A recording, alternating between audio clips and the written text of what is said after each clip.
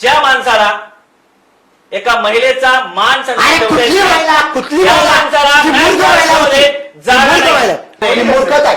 ती मूर्खता आहे. हा कुठली महिला महिला महिला करू नका.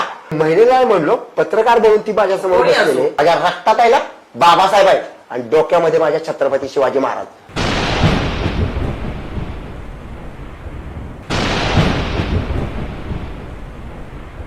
माझी मेंटॅलिटी आहे त्याच मेंटॅलिटीचं मी राहणार ना. मग मी काय म्हणायचं वा वा वा वा किती सुंदर प्रश्न. नाही हो मूर्ख आहात का? काही फालतू प्रश्न विचारल्या लोकांबरोबर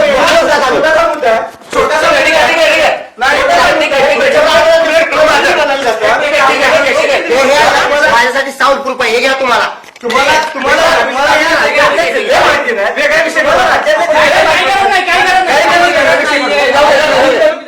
निवडणुकीचा हंगाम सुरू आहे आणि निवडणुका रंगात आलेल्या आहेत. शिवसेनेच्या घरातून पहिला ठाकरे निवडणुकीच्या रिंगणात उतरला आणि त्या ठाकरे विरोधात उभे राहिले कवी मनाचे नेते अभिजित बिचुकले. आता अभिजित बिचुकले हे उभे राहिले आहेत. नक्की त्यांची काय कारण आहेत? उदयनराजे भोसले यांच्या विरोधात देखील अभिजित उभा राहत होते. आता ठाकरे घराण्याच्या विरुद्ध उभे राहिले आहेत. काय वाटतं? एकंदरीत एक दहशत आहे महाराष्ट्राच्या राजकारणामध्ये ठाकरे घराण्याची आणि त्या ठाकरे घराण्याच्या विरुद्ध अभिजित तुम्ही उभे राहतात, काय सांगा?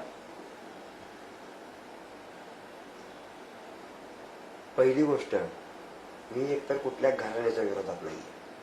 मी संविधानानं मला दिलेला अधिकार मला जिथं वाटेल तिथं मी वापरतो.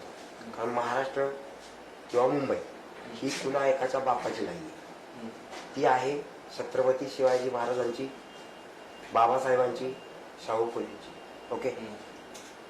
विषय असा आहे की त्या मतदारसंघामध्ये कुणीतरी सांगायचं की आम्ही ह्या माणसाला मतदारसंघ दिला म्हणजे हा त्यांच्या मालकीचा मतदारसंघ असल्यासारखं चाललंय. पाठीमागच्या विधानसभेमध्ये ज्या लोकांनी त्यांना निवडून दिलं तर त्या लोकांची त्यांची काहीतरी एक युती आहे, काहीतरी त्यांची एक काळजी घेणारी कोणतरी व्यक्ती आहे म्हणून ते निवडून देतात नाही का. लोकशाहीमध्ये आमदार, खासदार, मंत्री, राष्ट्रपती. पण त्या माणसाला सांगणं की माझ्या नेत्याचा मुलगा तिथं आणतोय आम्ही आणि मग तिथं उभं राहतोय आम्ही, हे असं जे आहे ह्याला एका पद्धतीची वेगळी हुकुमशाही म्हणतात. आता ते जे पहिला ठाकरे राजकारणामध्ये उतरतोय हा एक वेगळा भाग आहे. तिथं काहीतरी त्यांची स्वार्थी वृत्ती आहे. तिथं असलेल्या त्या बिल्डिंग जायचं, त्यांचा उच्चाटन करायचं आहे, त्याचं रिन्युएशन करायचं आहे. ते बरेच दिवस काळात पडले. मग त्याला कुणाच्या माध्यमातून करता येईल, काय करता येईल ह्याच्या अनुषंगाने तिथं बऱ्याच सेटलमेंट झालेल्या आहेत असं माझं ठाम मत आहे. जर आदित्याला निवडणूक लढायची होती तर बांद्र्यामधनं, तुमच्या कलानगरमधनं, तुमच्या मातोश्रीमधनं तिथनं तुम्ही श्री गणेश करा. या ठिकाणी तुमची मातोश्री आहे तिथं. तुम्ही तिथनं उठून इकडं कुठं आलात हा विषय नाही. पण अभिजित उभं राहायचं होतं तर ठाकरेंच्या विरोधच का? तुम्ही येतो ना. नाही नाही, एक मिनिट. आता ठाकरेंच्या विरोधात असं म्हणत असाल तुम्ही तर ठाकरे हे उदयनराजेंपेक्षा मोठे नाहीतच. मेरा आगाज ही राजेन के विरोध है वहां सातारा में, तो अंजाम क्या होगा? क्या मेरी जीत होगी, ये अंजाम होगा वरई में. क्योंकि ये लोग जो है ये दिलदार लोग हैं, बहुत पहुंचे हुए लोग हैं, हुशार लोक आहेत. ते मुंबईकर आहेत. मुंबईकरांनी सर्व लोकांना भरभरून प्रेम दिलेलं आहे आणि ह्यांच्यासाठी मी काम करण्यासाठी, यांचे प्रश्न सोडवण्यासाठी मी आलेलो आहे. मी बिग बॉस मधून गेल्यानंतर तुम्हाला नावांसह सांगेन दिग्दर्शकांच्या, मला 5 ते 6 चित्रपट आलेले as a lead. Marathi 4, 1 Hindi. पण ते सोडून मी हे करतो कारण मला ह्या गोष्टी आवडतात. नाही, आवडायचा विषय ठीक आहे, पण वरळीमधील कोणती समस्या तुम्ही समजा निवडून दिल्या लोकांनी तर तुम्ही सॉल्व्ह कराल? तिथं एक समस्या नाहीये, तिथं समस्याच आहेत ऍक्च्युली. बऱ्यापैकी तो जो एरिया आहे belonging to the slum area अशा पद्धतीचा आहे. त्यामुळे तिथं असलेली रोड, पाणी, वीज ह्या ज्या काही प्रश्नांची जी काही लिस्ट आहे नाही, पण तशीच हे आहे, मतदार तशीच हे आहे. प्रत्येक मतदारसंघामध्ये असतात रोज नाही, असं काही नाही, असं नाही. कॉमन विषय झाले. Correct, पण मला common. 1, 2, 3, 4 असे प्रश्न Uncommon सांगा काय? तुम्ही की वळणीमध्ये लोकांच्या- हे मुद्दे मी सॉल्व्ह करणार आहे. अहो तर तिथं उच्चाटन झालं पाहिजे त्या सगळ्या गोष्टींचं. ती बीडीडी चाळ जी आहे तोच विषय आपला सुद्धा आहे. कित्येक दिवस तो रेंगाळत पडलाय. आता यांना घ्यायचंय म्हणून यांनी काहीतरी इकडचा उमेदवार तिकडे, तिकडचा उमेदवार इकडे केला. दुसरा मुद्दा येतो आता माझ्या डोक्यामध्ये की बांद्र्यामध्ये सावंत मॅडम कोण आहेत, त्यांनी तिथं बंडखोरी केलेली आहे. म्हणजे तिथं काही झालं ते बघायचं निस्तरायचं राहिलं, ते इकडे आले. मी आलो मुंबईकरांमध्ये, कारण इथं माझा मामा राहतो मुंबईमध्ये. त्यामुळे आपण लहानपणी म्हणजे तिथं आलो. चंद्रकांत पाटलांचं तर सारखं झालं, मी पुण्याचं जावं आहे आणि माझा मामा मुंबईत राहतो म्हणून मी मुंबईत आलो. आज चंद्रकांत पाटलाची माझी कुठे तुलना करता मला काही गणितच कळत नाही. राजेंच्या विरोधात उभं राहून दाखवा, ठाकरेंच्या विरोधात उभं राहून दाखवा. माझी एक मेंटॅलिटी वेगळ्या पद्धतीची आहे आणि ह्यांच्या विरोधात मी उभा राहत नाही. तर ह्या विधानसभा मतदारसंघामध्ये वरळीच्या मी फॉर्म भरला म्हणून त्याला एक ग्लॅमरसता आली, हे लक्षात घ्या तुम्ही. आता त्यांनी केलं असतं ते बिनविरोध, उचलून नेलं असतं सगळ्यांना, तर माझ्यापर्यंत येऊ शकत नाही. आणि आता तर येतच नाही. आता चिन्ह वगैरे मिळून 5-6 दिवस झाले, कशी येतील ते? कोणाला उचलायचं असतं, हा विषय आहे ना थोडासा. तुम्हाला असं वाटतं की ठाकरे घराण्याने तुम्हाला उचललं असतं? मला नाही उचलू शकत. त्याला माहित आहे हे एकदा इलेक्शनला उभं राहिलं ना व्यक्तिमत्व, तर ह्याच्या पुढे रडलं, याला आमाक संपत्ती दिली तरी फॉर्म मागे घेत नाही ही व्यक्ती. 0 मतं घेईल पण हारल पण तिथं रडणार. तर लढा. ज्या दिवशी लोक तुम्हाला मतं देतील त्या दिवशी तुम्ही जिंकणार. काय म्हणून तुम्हाला लोकांनी मतदान करावं? काय तुमचा अजेंडा काय आहे ते तुम्ही प्रश्न विचारण्यापेक्षा हाच प्रश्न मी डायरेक्ट लाईव्ह चालले तर सांगतो. माझ्यामध्ये काय आहे हे लोकांनी स्वीकारावं. ह्यांना उत्तर देण्यात तशी काही मजा वाटत नाही मला, कारण हे सगळे पत्रकार आहेत सारखे तेच प्रश्न. मी रिअल पर्सन आहे आणि तुम्ही रियालिटी शो मध्ये त्या बिग बॉसच्या घरामध्ये 100 दिवस मोबाईल विना जगलात. कुठलाही मुखवटा नाही, कुठलाही मेकअप नाही. त्या पद्धतीने मी करत गेलो. मी तिथं माया केली, प्रेम केलं, भांडणं केली, शिव्या घातल्या, पण जे काय होतं ते रिअल होतं. आणि असा माणूस रिअल तुमच्या प्रश्नांसाठी लढू शकतो. तिथेही मी भरपूर राजकीय गोष्टी बोललो, पण त्या चॅनलनं त्या बहुतेक दाखवल्या नसतील. आता तुम्ही म्हणालात की हा पत्रकारांचा माझे मुद्दे कशाला सांगू, पण लोकांना एक आशा असते की नाही हा आपले मुद्दे मांडतो. ते मानणारच नाही. बोलताना आपण बोललो. तेच तुम्ही नेमका कुठला मुद्दा म्हणणार? मगाशी तुम्ही बीडीडी 40चे 2-3 वेळा नाव घेतलं. बीडीडी 40 साठी तुम्ही नेमकं काय करणार? त्याच्यासाठी तुमच्याकडे नेमका प्लॅन काय सांगाल? त्याचा प्लॅन असा आहे की पहिले विजय होऊ दे, त्याचं जे उच्चाटन व्हायचंय, त्याचं जे रिन्युएशन व्हायचंय ते कित्येक वर्ष रेंगाळत पडलेलं आहे. त्याच्या पाठीमागे बरेच राजकीय समीकरणांची मांडी आली आहे, हे सगळ्यांना माहिती आहे. का त्या लोकांना तुम्ही सुविधा देत नाही? कशासाठी देत नाही तुम्ही सुविधा? हे तुमच्या अखत्यारीत होतं ना इतक्या दिवस. आता तुम्ही नवीन मुद्दे काढलाय का नाही? फक्त काय यांच्या गोष्टी आहेत ना त्याच कळत नाहीत. त्याला ठाम असं काहीतरी पाहिजे. ठाम म्हणजे काय? म्हणजे नक्की काय? म्हणजे की तो विषय घ्यायचा आणि जायचं त्या विधान भवनामध्ये मांडायचं. हे विधान बीडीडी चाळीचा 100 वेळा विषय आला नाही, पूर्णत्वाला नेत नाहीत ना. उद्घाटन बंद झालंय त्या चाळीचं. आपण ते उद्घाटन झाल्यानंतर आता ते कुणाच्या हातात द्यायचं काय द्यायचं ह्याच्यावरती त्यांचं चालू झालंय ना परत. म्हणजे नक्की काय तुम्ही समजून घ्या की जरा काय एवढं जनतेला तुम्हाला मतदान करायचं. कॉन्ट्रोवर्सी कशाला क्रिएट करायची? कॉन्ट्रोवर्सी हे मला वाटतं की त्या वरळीकर जो मतदारसंघ आहे संपूर्ण त्या 3-3.25 लाख लोकांना माहिती आहे तिथं काय चाललेलं असतं. त्यांना जर ते चाललेलं पाहिजे असेल तर त्यांनी कुणालाही निवडून द्यावं आणि त्यांना ते नको असेल, प्रत्येकाचा प्रश्न त्यांनी माझ्याशी येऊन बोलून प्रश्न सॉल्व्ह करायचे असतील तर त्यांनी मला निवडून द्यावं. कारण प्रत्येकाचे प्रश्न, प्रत्येक गल्ली मोहल्ल्यातले प्रश्न वेगवेगळ्या पद्धतीचे आहेत. काही सामाजिक आहेत, काही व्यक्तिगत आहेत. कारण व्यक्तिगत प्रश्न सुद्धा सुटले पाहिजेत. व्यक्तिगत प्रश्न असे नाहीत की बाबा माझ्या घरी पीठ नाही मला पीठ द्या, हा विषय तर कुणी घेतच नाहीये. पण व्यक्तिगत प्रश्न आहे की तरुणांना तिथं नोकरी नसेल किंवा तरुणांना तिथं रोजगार नसेल तर त्याला प्रॉपरली त्याला न्या ना पुढं. आता तुम्ही म्हणतात चला चला चला, आता हे तुम्ही म्हणणार इलेक्शन आलं, त्या तरुणांनी त्या मतदारांनी सुद्धा आता पूर्ण विचार केला पाहिजे की 5 वर्षानंतर माणूस बदलत राहिलं पाहिजे. आलं का लक्षामध्ये? तोच माणूस का दिसतो तर त्याच्याकडे जी सत्ता येते तुम्ही त्यांची बघा, तुम्ही त्यांची जी कार्यपद्धती आहे ती बघा तुम्ही. हे लोकांमध्ये येतात का? नाही. मग यांच्याकडे एक ताकद असते, आर्थिक ताकद, मग ती सोडायची. मग यांचे पहिले कट्टर कार्यकर्ते असतात त्यांना युज करायचं. मग त्या पद्धतीनं ते पैशाच्या ताकदीवरती होतं. विषय काय चाललाय? विषय चाललाय माझा असा की तुम्ही तुमच्या प्रश्नांची एकनिष्ठ राहा, तुमचे प्रश्न सोडवणूक करून घ्या. बघा ना तिकडे आता मी फिरलो यार, किती ती दुर्गंधीयुक्त त्या संपूर्ण नगरपालिकेचे जे काही कचरा कुंड्या आहेत त्या तशाच होत्या. आता आज मी फिरलो ना बरंच त्या शहरामध्ये फिरलो, म्हणजे ते कशासाठी चाललंय? 12 वाजता जर कचरा कुंडी साफ होत नसेल तर त्याला काय महत्व नाही? मुंबई आहे यार, ही जगाच्या इतिहासावरती तिचं राज्य आहे. माझा एक प्रश्न आहे की शिवेंद्रसिंह राजे भोसले सातारा मतदारसंघातूनही तुम्ही निवडणूक लढवताय आणि वरळी मतदारसंघातून सुद्धा तुम्ही निवडणूक लढवतोय. म्हणजे अबू आझमींनी यापूर्वी 2 निवडणूक लढवल्या होत्या, ते यशस्वी झाले होते. दोन्ही मतदारसंघात ते निवडून आले होते आणि एका मतदारसंघाचा त्यांना राजीनामा दिला. म्हणजे अबू आझमीचा फॅक्टर तुम्ही युज करताय का? काय संबंध?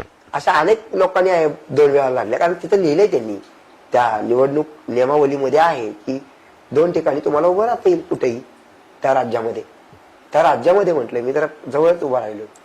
मुंबई आणि जर सातारा. आता दोन्ही ठिकाणी निवडून आले तर कुठला राजीनामा देणार? नाही, राजीनामा कुठला देणार हे त्या लोकांशी ज्यांनी निवडून दिलं द्यावा लागतो. म्हणून त्या लोकांशी मी बोलणं करणार आणि ज्यांच्याशी मला वाटेल की खरंच या माणसांचा मला यांची गरज आहे, यांची सेवा मी करायची आणि त्या लोकांकडनं तुम्हाला कुठली गरज वाटते सध्या तरी? तुम्ही फिरताय दोन्ही मतदारसंघामध्ये, एक नाही सांगता येणार. दोघांमध्येही काहीतरी त्रुटी आहेत, दोन्हीही मतदारसंघांमध्ये त्रुटी आहेत. तिकडे म्हणाल तर तिकडे पूर्णपणे ते टोलवरनं बांधतात, दारूच्या दुकानावरनं बांधतात. इथं म्हणाल तर इथं फक्त टेंडर, एकाधिकारशाही, हुकुमशाही, सत्ताधीशांची तशा पद्धतीने आहे. इकडे घाणीचं साम्राज्य आहे बाबा ह्या वरळी मतदारसंघामध्ये. तसा तितका तो घाणेरडा मतदारसंघ नाही. बरं, आपण असं होऊ नये का, म्हणजे समजा एखादा व्यक्ती जर का निवडणुकीला उभं राहायचंय तर एक आपलं एक पार्श्वभूमी असते मागची, जे काही तिथे आपण काम केलं असेल, जी काही विकास कामं असतील किंवा समाजकार्य असेल. मूर्खपणा आहे. अच्छा, राजकारणामध्ये उभं राहताना कुठलंही काम करून कोणीच उभं राहू नये. राजकारण हे कम्प्लिटली वेगळं आहे. राजकारण म्हणजे राजांनी त्या जनतेच्या असलेल्या प्रश्नांची एकनिष्ठ राहून प्रश्न सोडवणे. मग त्याला राजकारण आहे. कामावरती डिपेंड होत नाही. जर कामावरती होत असेल तर अण्णा हजारेला आणा. सामाजिक आहो तुम्ही म्हणजे कामाचा ह्याचा कार्यवाचा संबंध नाही. म्हणून तर आदित्य लॉन्च झाला, म्हणून तर काही नेत्यांची पोरं लॉन्च होतात. पार्थ लॉन्च झाला. पार्थचं काम काय आहे? म्हणजे हे विरोधक म्हणून मी पार्थला बोलत नाही, कारण दादांशी माझे चांगले संबंध आहेत, ठाकरेंशीही माझे चांगले संबंध आहेत. मग आपल्या राजकारणामध्ये काम लागतं. कार्यक्रमावर आपल्याला मतदान करावं. कुणी म्हटलं बिग बॉसचा संबंध? तुम्ही काय मूर्खपणाचे प्रश्न विचारता? एक मिनिट बोलले ना की बिग बॉस एक मिनिट. तुम्ही म्हटलं की बिग बॉस मध्ये मला बघितलेलं आहे, लोकांनी मला तिथे पाहिलेलं आहे, मी कसा वावरतो हे त्यांनी पाहिलेलं आहे. मग त्या ह्याच्यावर मतदान द्यावं की तुम्ही केलेलं समाजकार्य किंवा लोकांच्या समाजकार्याचा संबंधच नाही राजकारणाशी. काय साहेब तुम्ही समजून घ्या जरा. आणि माझं राजकीय जे आगमन झालेलं आहे, माझे जी जुनी म्हणजे आता 20 वर्ष मी म्हातारा झाला असं म्हणतो. 2004 पासून मी येतो ना लोकांपुढे. 2004 होतं, 2009 होतं, 2014 होतं, 2019 होतं. ओके, ह्या 4 टर्म मी लढतोय. ही 19 आली, ही 4थी टर्म. 20 वर्ष माझी गेली. लोकांनी निवडून द्यायचंय. जोपर्यंत मला लोक निवडून देत नाही म्हणून मी जाऊन त्यांना शेअर देऊ का? ही लोकशाही आहे ना. तुम्ही 5 टर्म मध्ये काय केलं? आम्ही करायची गरजच नाही ना. राजकारण करायचं तर निवडून आल्याशिवाय मी काहीच करू शकत नाही. चला, आणि मी जे काय कार्य केलं हे जे माझ्या पद्धतीने मी करतो तर ते सलमान भाई सारखं आहे. मी काय एखाद्याला मदत करतो, बाबा मी 200 रुपये मी कोणाला दिले तर मी मीडियाला कधीच सांगत नाही. हे आता माझ्या तोंडात आलं. का सांगायचं? कारण माझी ऐपत आहे तेवढीच मी मदत करणार एखाद्याला. मला वाटलं त्या माणसाला मी मदत करतो आणि हे लोकांना मला सांगायच नाहीये, कारण त्याची पुण्याई मी भपकेबाजपणा करत नाहीये. आता राजकारणात तरी भपकेबाजपणा झाला पाहिजे. राजकारणाच्या पलीकडे मी वैयक्तिक प्रश्न विचारतोय. म्हणजे तुम्ही राजकारणासाठी मुलाखत घेताय का व्यक्तिगत प्रश्नांसाठी घेतली? लावले ते व्यक्तिगत आहे का? राजकीय संबंधितच मी प्रश्न विचारणार आहे. व्यक्तिगत शब्द आला ना. हा, पण ऐका, का वैयक्तिक संबंध आला? कारण की बाळासाहेब ठाकरेंवर तुमचं प्रेम दिसून आलेलं आहे. 125 वळींची कविता तुम्ही त्यांना वाचून दाखवली होती, म्हणजे त्यांना सादर करून दाखवली होती. त्यांच्यावरती केली, म्हणजे त्यांच्या मुलानं सुद्धा केली नसेल, त्यांच्या नातवानी तर सोडा, पण मी केली होती. कुठल्याही विशेष नाही. आवड पण आवड आहे म्हणून काहीही करणं हे योग्य नाहीये. पितामह भीष्म यांच्यावरती अनिती केली म्हणून पहिला बाण सोडायला लावणारा श्रीकृष्ण महाराज कुणी सोडला? अर्जुनाने सोडला. तर तशा पद्धतीचा आहे ही रणनीती म्हणतात याला. आवड असलेल्या व्यक्तीनं काही करावं हे मी मान्य करत नाही, कारण मी त्या पद्धतीने जाणारा माणूस म्हणजे आवड असलेल्या व्यक्तीने राजकारणात इलेक्शनला उभं राहिलं तर चालतं, पण काही करायला नको असं तुमचं मत आहे. आवड असल्यावर कुठे उभे राहिले? बाळासाहेबांनी कधी इलेक्शन लढलंच नाही. त्या मुद्द्यावरती मी स्टेटमेंट नाही, बाळासाहेबांना राजकारण कधीच आवडलं, ते गजकरण म्हणायचे राजकारणाला. तुम्हाला एवढे राजकारण- मोठे का झाले बाळासाहेब? आता तुम्ही बोलला म्हणून मी तुम्हाला प्रश्न विचारतो. बाळासाहेब काय आर्टिस्ट म्हणून मोठे नाही झाले, त्यांच्यातलं आर्टिस्ट पण दाबलं गेलं राजकीय नेत्यानं आणि त्यांना हिंदू हृदय सम्राटच म्हटलं गेलं. आणि ऍक्च्युली ना भारतामध्ये ना हिंदू वगैरे काही नसतं. भारतामध्ये भारत असतो, सर्व धर्म समभाव. भारत माझा देश आहे आणि सारे भारतीय माझे बांधव आहेत. हे हिंदू वगैरे म्हणतात ना, हे स्वतःच्या भातावरती डाळ ओढण्यासाठी हे केलं जातं सगळं. म्हणजे जे कोणी म्हणत असतील ते अगदी ठीक आहे, तुमची तिथपर्यंत कवि- इथपर्यंत. हां, ठीक आहे, तुमच्या कवितेकडे येऊया. आता कविता कशाला मध्ये नाही, कोणती कविता केली तुम्ही बाळासाहेब? नाही ते 19-20 वर्षाचा होतो मी त्यावेळेला. ते आहे, तुम्हाला दाखवीन मी एखादा. हां, ते ते आपल्याकडे एक सगळं आहे. प्रेक्षकांसाठी 1-2 ओळी देतील. नाही, मला नाही आठवत, कारण ते एवढं नाही मला आठवत. एवढा विषय झाला की कलाक्षेत्रच सोडलं. कविता करणं ही कलाक्षेत्राशी संबंधित गोष्ट आहे. आता मी माझं स्वतःचं गाणं करता करता सुद्धा बंद करून टाकलं. जे गाणं की मी नेहा कक्कडशी बरोबर तिच्याबरोबर गाणार होतो मी ऍक्च्युली. कोणतं काय गाण्याचं? गाणं ते गाणं सांगू शकतो मी. सांगा. ते बिग बॉस मधनं झालं होतं व्हायरल, का झालं नाही मला माहिती नाही, पण ऐका. असं 1 and 2 and 1 जेंट्स आणि लेडी. लेडी असं 4 ओळी येतील. 1 and 2 1 and 2. तेरे बिना जीना नहीं ओ जाने मन, मुझ पे बिछाने लगा दीवानापन, कहती है क्या सुनो ये धड़कन, तेरे लिए पागल मेरा मन. असं ते ड्यूट आहे, लव सॉंग आहे. तर हे सुद्धा मी थांबवलं, कारण मला असं वाटतं की मी माझ्यातली बुद्धिमत्ता, माझ्यातलं काही जे काय उत्स्फूर्तपणा जो आहे तो समाजासाठी वापरावा. इकडे जर मी तो वापरतो तर मी स्वतः मोठा होतो, मी चांगल्या लक्झरियस लाईफ मध्ये जातो. पण मग मी माझे किती देणार आहे? मी देतो त्यावेळेला 5,000 10,000 एवढेच काय देत मी, कारण मी करतो, मी समाजाकडे करतो, मला वेळच नसणार आहे त्यात गुंतलो तर. आता मी पूर्णपणे इकडे वाहून घेतलंय आणि इथं जिथं मी वाहून घेतलेलं आहे हे संपूर्णपणे लोकांशी रिलेटेड आहे. हा, म्हणजे पिक्चर केला तर तो आम्ही कुठेतरी चालवू शकतो. चॅनलला विकला तर त्यातले 2 पैसे मिळतील. भले तो हिट होईल न होईल तो लोकांनी करायचा, पण चॅनल आहे तिकडे ते एक मोठं स्त्रोत आहे आम्हाला आर्थिक इन्कम मिळवण्याचा. पण इकडे स्त्रोत नाहीये. आम्ही आमच्या घरावरती तुळशीपत्र ठेवून, म्हणजे तो वेडेपणा जो येतोय ना माझ्याकडे, तो सावित्रीबाई फुलेंसारखा येतो. सावित्रीबाई फुलेंनी ठरवलं की मला महिलांसाठी शाळा काढायची, मग तिच्या अंगावरती त्यावेळेला शेण टाकलं गेलं. बरोबर. मग मी जो वेडापणा करतो की मला जाऊन इथं उभं राहायचंय, मला इथल्या लोकांशी निगडीत राहायचंय, त्यांनी जर संधी दिली तर 5 वर्ष मी त्यांच्याशी एकनिष्ठ पुन्हा एकदा तिथेच विषय येतो. सावित्रीबाई फुलेंनी ऐन टायमाला शाळेत जाऊन उभे राहिले, त्याच्यासाठी मी ऐन टायमाला कुठं आलो? मग आता तुम्ही इलेक्शनच्या ऐन टायमाला जर म्हणत असाल ना, मतदारसंघामध्ये काम काय आहे त्यांचं? कामावरती यायचं नसतं तुम्हाला बोंबलून सांगतो. वाराणसीमध्ये नरेंद्र मोदींचा काय संबंध? द्या मला या प्रश्नाचं उत्तर. मी आता राजकारण सोडतो. वाराणसी ह्या प्रांतामध्ये, या लोकसभा मतदारसंघामध्ये नरेंद्र मोदींचा काही मात्र संबंध नाही. नरेंद्र मोदी यांना राजकीय पार्श्वभूमी होती ना, त्यांनी रोल मॉडेल होते त्यांच्याकडे. कसलं तुम्ही role एखादा model? मला उदाहरण द्या की ह्या ठिकाणी हे कामं केली जनतेची. कामं काय नरेंद्र मोदींनी आधी केली होती? खुर्चीवर बसवल्यानंतर करायला लागले, देश परदेशात फिरतात, हेच काम आहे का त्यांचं? गोरगरीब जनतेचं काय? खेड्याकडे चाला, महात्मा गांधींचं विधान होतं. खेड्याची काय अवस्था आहे? हा, 2 आणि 5,000 साठी पोरग त्या सातारा सांगली तुम्ही कशावर मिळत निवडलं? तुम्ही कशावर निवडलं? कोण? तुम्ही खेड्याकडेच आपण अरे मी विचार माझा करावा. जन्म सातारा शहरातच झालाय दादा. मग आता तुम्हाला वरळीमध्ये काय असं खेड्यात वाटतंय? येतो ना. आता वरळीमध्ये काय घाण अवस्था? आहे तिथे, घाण ती काढतो ना, ती घाणीचं साम्राज्य आहे यार. मग आता खेड्याकडे आपल्या लक्ष नाही मुंबई द्यायचं. एक लक्षात ठेवा, मुंबई ही दरवेळेला पाण्याखाली जाण्याची स्थिती जी होते, ते महानगरपालिका जी आहे ती काय करतात, ही लोक, ह्यांचे जे नेते मंडळी आहेत ते उन्हाळ्यामध्ये थंड हवेच्या ठिकाणी जातात परदेशामध्ये. 7 जूनला पहिल्यांदा पाऊस जेव्हा येतो मृगाचा, त्याच्यानंतर 8-10 जून, 10-15 जूनला, 26 जूनला, जुलैला ती मुंबई भरलेली असते. मला वाटतं की हजारो कोटींचं एक परीक्षण, एक काय म्हणतात त्याला, एक परीक्षण टीम आली होती की ती नाली सफाई करायची आहे. म्हटले कुठे गेले हे पैसे? हे परीक्षणासाठी काढले होते, तुम्ही प्रश्न उचलाय पाहिजे होते. की मी बोलायची गरजच नाही यार. तुम्ही पत्रकार आहात, तुम्ही जाऊन त्यांना विचारा ना. तुम्ही म्हणतात तुम्ही काय केलं? मी सरळ सोड उत्तर देतो. राजकारणामध्ये राजकारण हे राजकारणाच्या पद्धतीने असतं. ऍक्टर होताना तुम्ही काय केलं हे महत्वाचं नाहीये. रिंकू राजगुरूने काय केलं होतं? द्या मला प्रश्नाचं उत्तर.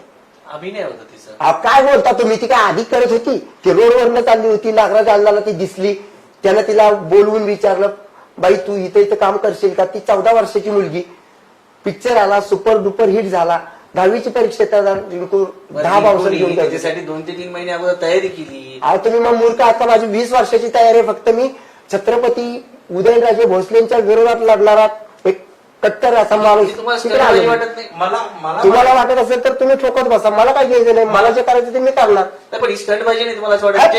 जे प्रसिद्ध लोक आहेत, कोण प्रसिद्ध? कोण आदित्य ठाकरे असो किंवा उदयनराजे भोसले अभिजित बिचुकले प्रसिद्ध आहे.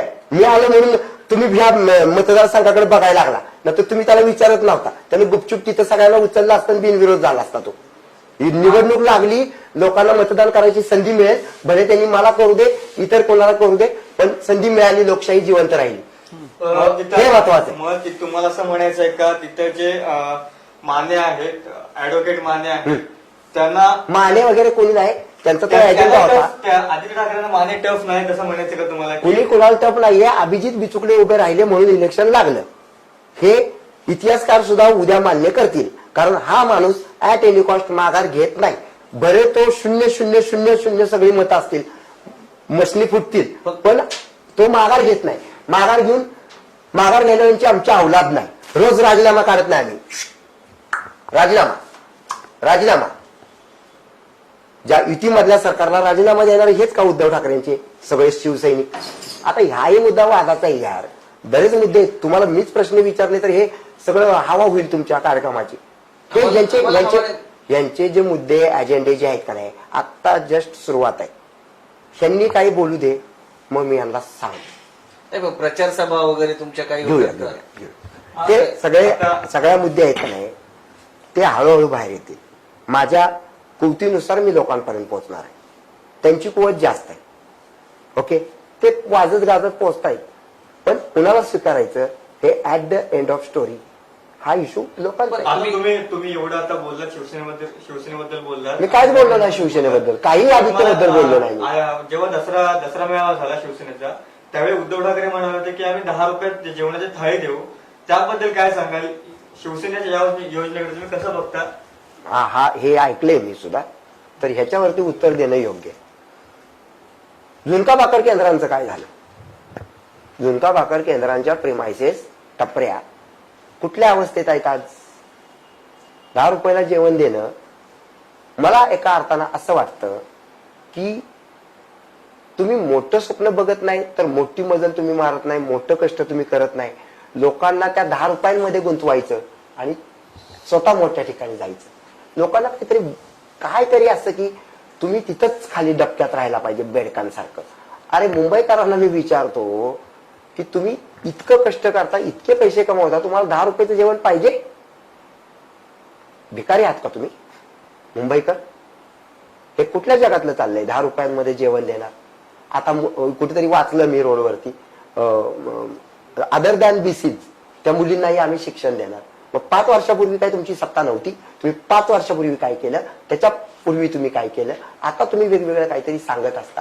हे चुकीचं आहे. हे पूर्वीच केलं असतं तर माझ्यासारखी माणसं इथं आलीच नसती. हा मुद्दा.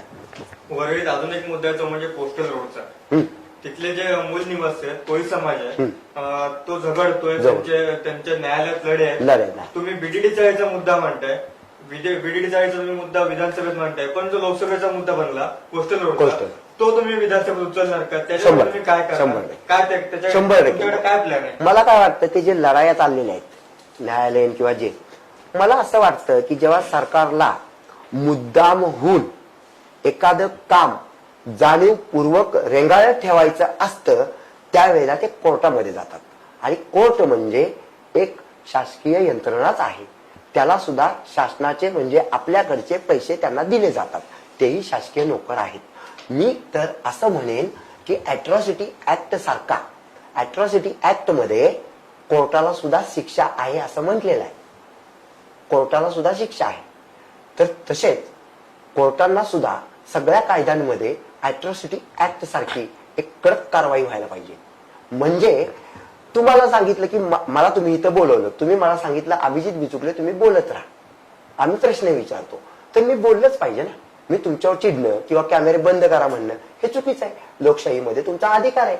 तुमचे प्रश्न जोपर्यंत संपत नाही तोपर्यंत मी बोललं पाहिजे. तसं सत्ताधाऱ्यांनी तुमच्या अखत्यारीत असलेले प्रश्न सोडवा ना.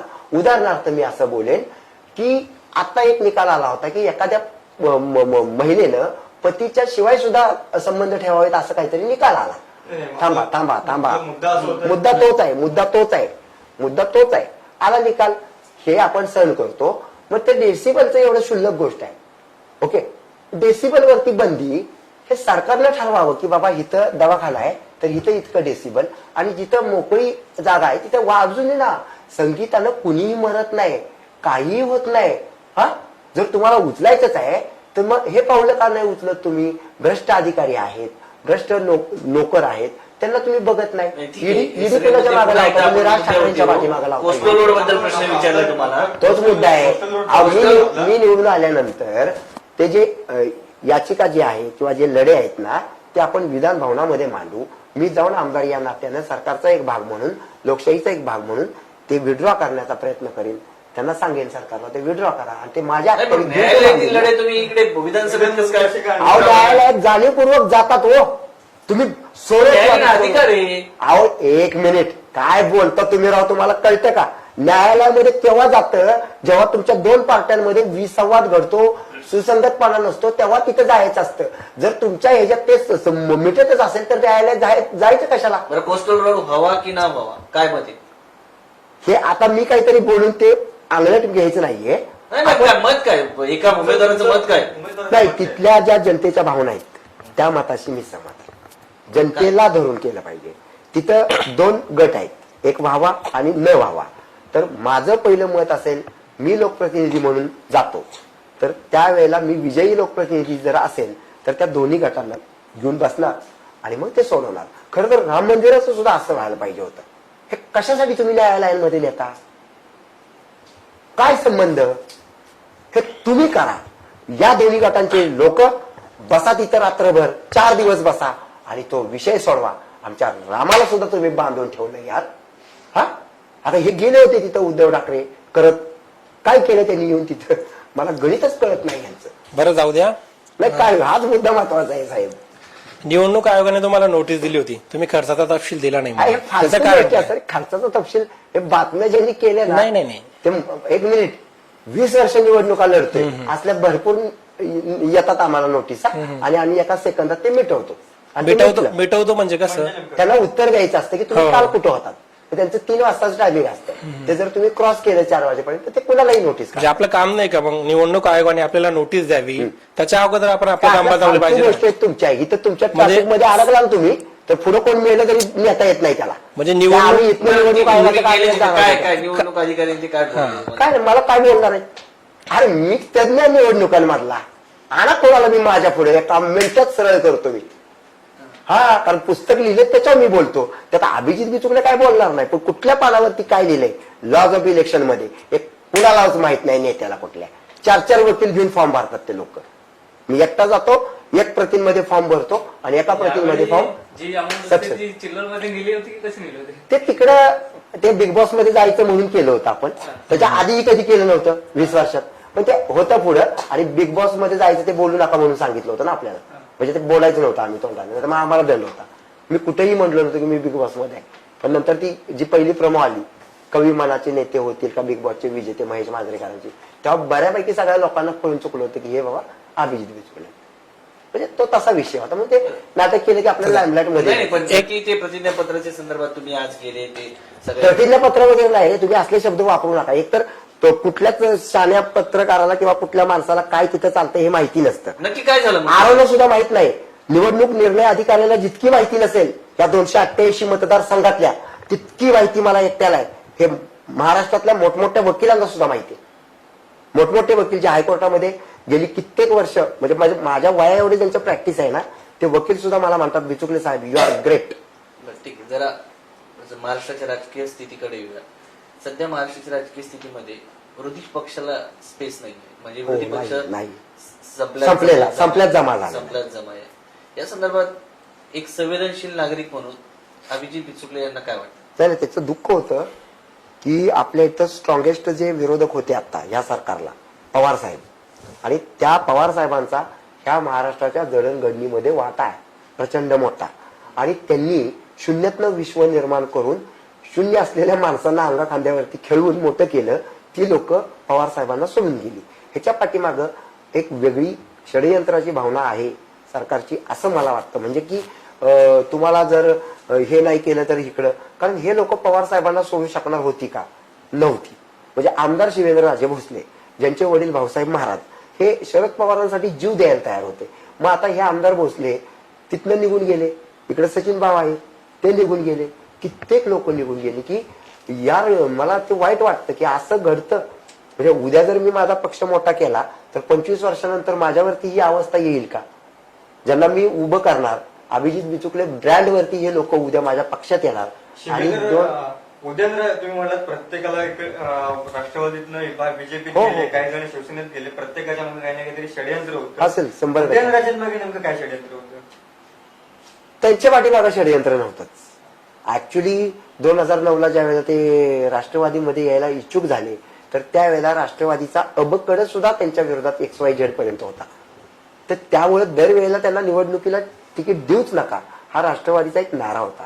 तर कदाचित त्यांची जाणीव उदयनराजेंना आता झाली असेल आणि मग त्यांनी पटकन ते निर्णय घेतले. कारण तर त्यांनी तर खूपच धाडसी निर्णय घेतला महाराजांनी, की 3 महिन्यांमध्ये सिटिंग MP दुसऱ्या पक्षात जातो. खूप धाडसी निर्णय. काय वाटतं आता उदयनराजे निवडून येतील तिकडनं? मला वाटतं की आता अतितटीचं झालं, कारण पवार साहेब दुखले आणि पवार साहेब हे किंग मेकर आहेत. ओके, मी सोडून पवार साहेब किंग मेकर आहेत.